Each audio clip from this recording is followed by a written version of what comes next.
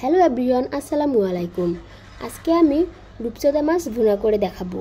প্রথমে আমি মাছগুলো ভেজে নেব, তাই সব মাছ এক এক করে দিয়ে দেব।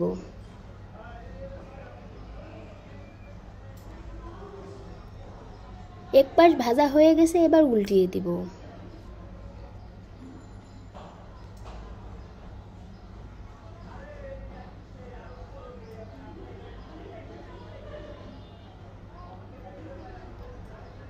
মাছগুলো ভাজা হয়ে গেছে, এবার উঠিয়ে নেব।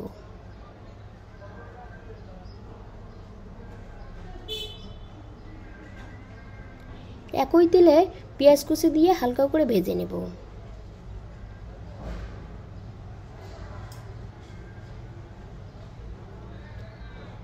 পেঁয়াজগুলো ভাজা হয়ে গেলে এ পর্যায়ে আমি রসুন পেস্ট দিয়ে আরেকটু ভেজে নেব, যাতে রসুনের কাঁচা গন্ধ না থাকে।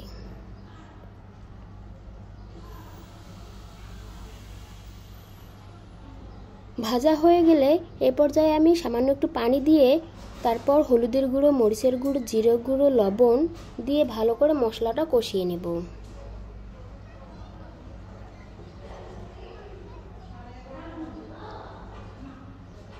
মশলাটা কষানো হয়ে গেলে এবার এই পর্যায়ে আমি মাছগুলো দিয়ে দেব।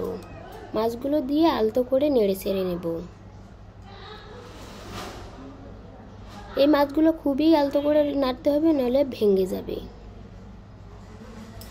এবার একটু নেড়ে চেড়ে উল্টিয়ে দেব, যাতে সব পাশে সমানভাবে মশলাগুলো ঢুকে যায়। এই মাছটা রান্না করতে বেশি সময় লাগে না, 5-10 মিনিট রান্না করলেই হয়ে যায়। এ পর্যায়ে আমি ঝোলের জন্য পানি দিয়ে দেব।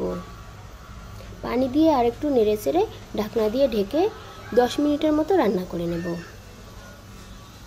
এবার ঢাকনা খুলে একটু আলতো করে নেড়ে দেব। দেখতেই পাচ্ছেন রান্নাটা আমার একদম কমপ্লিট হয়ে গেছে। সবাই ভালো থাকবেন, সুস্থ থাকবেন, আমার জন্য দোয়া করবেন। আসসালামু আলাইকুম।